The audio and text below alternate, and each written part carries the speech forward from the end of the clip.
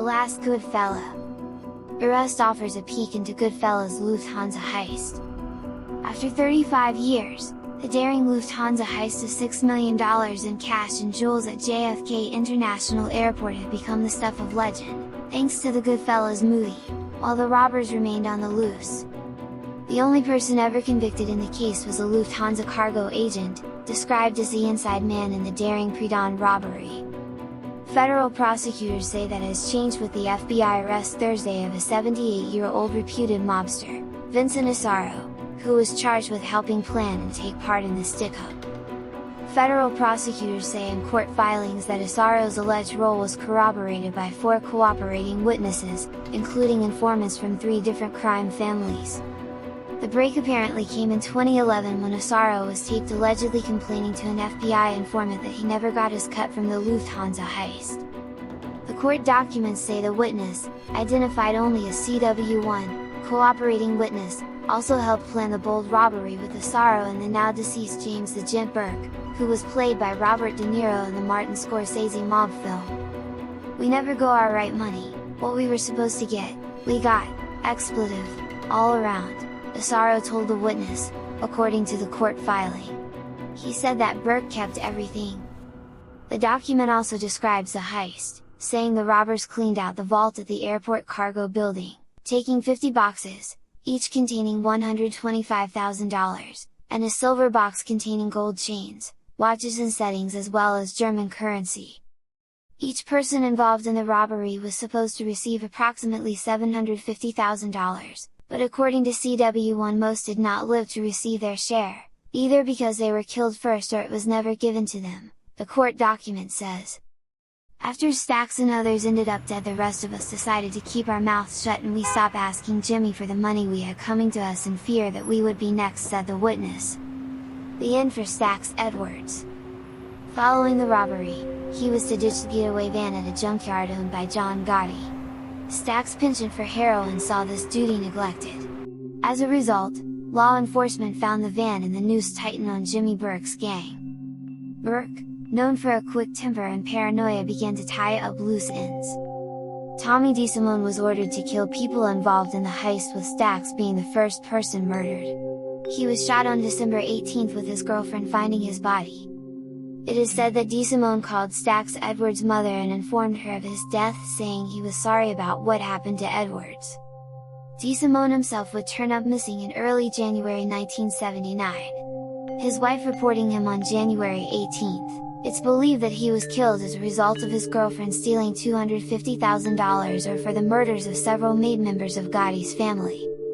They note that most of the proceeds were given to top bosses in the Bonanno and Lucchese crime families. Asaro was arrested in pre-dawn raids that also included other alleged mobsters on various racketeering, extortion and conspiracy charges, including Asaro's son, Jerome Asaro, 55, Jack Bonventure, 45, Thomas Tommy Di Fiore, 70, and John Bazoo Reagan, 52. These Goodfellas thought they had a license to steal, a license to kill and a license to do whatever they wanted, U.S. Attorney Loretta Lynch said following the arrests. However, today's arrest of the 5 members of the Bonanno crime family bring an end to their violent and ruthless ways. The Asaros pleaded not guilty through their attorneys and were ordered held without bail at a brief appearance in federal court in Brooklyn. Marty Scorsese needed a sequel to Goodfellas, and Loretta said she would help out, McMahon told reporters outside court, referring to the famed film director and U.S. Attorney Loretta Lynch. McMahon accused authorities of using shady turncoat gangsters to frame his client, including former Bonanno boss Joseph Massino, the highest-ranking member of the city's 5 organized crime families to break the mob's vow of silence. "Massino is one of the worst witnesses I've ever seen," McMahon said. He added that Asaro had given him marching orders that there will be no plea and he will walk out the door a free man. A lawyer for Jerome Asaro declined to comment. Prosecutors describe Asaro as a ruthless lifelong mobster and one-time captain in the Bonanno family who was once demoted for robbing members of his crew. In a separate charge, prosecutors allege that Asaro and Burke killed a suspected informant by strangling him with a dog chain in 1969 and buried him under concrete in a basement of a house in Queens, New York.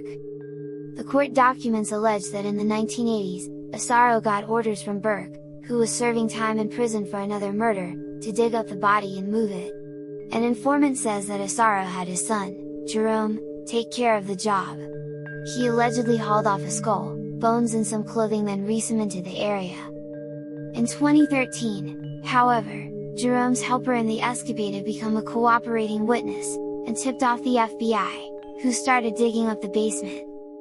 Asaro departed Eastern District Federal Court in Brooklyn on Thursday, November 12, 2015, after being found not guilty of masterminding the infamous $6 million Lufthansa heist at Kennedy Airport in 1978. The anonymous jury of 6 men and 6 women also found Asaro, 80, not guilty in the killing of mob associate Paul Katz in the 1960s, as well as various extortion, robbery and gambling charges.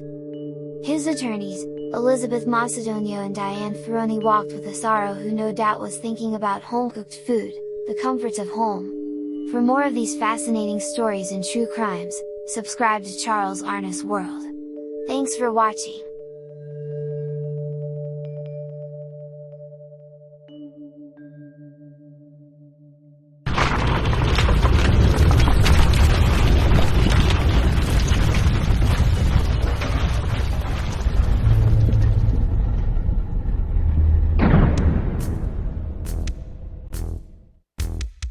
Rise of the King of Kingpins. The road to recovery was tough for Fritz. Lying around not making money added to his frustration. Since he was unable to do much else, Fritz became an avid news watcher. The wheels started spinning in his head when he saw a news report about the crack epidemic. He listened intently to news about the Colombian cartel war to control various territories in major U.S. cities, including New York, Miami, San Francisco, Houston, and Chicago. Before getting shot, Fritz had established a relationship with an associate of the Medellin cartel, and now he looked forward to rekindling it when he got back to Harlem. Fritz returned to 112th Street 2 years later, strong mentally and physically.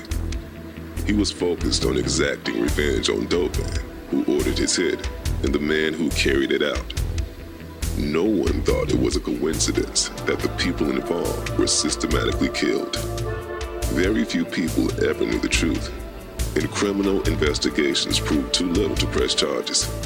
Prior to any of that, Fritz was determined to pick up where he left off in the drug game. But now he needed to gather trusted soldiers and generate extra capital after being away for so long.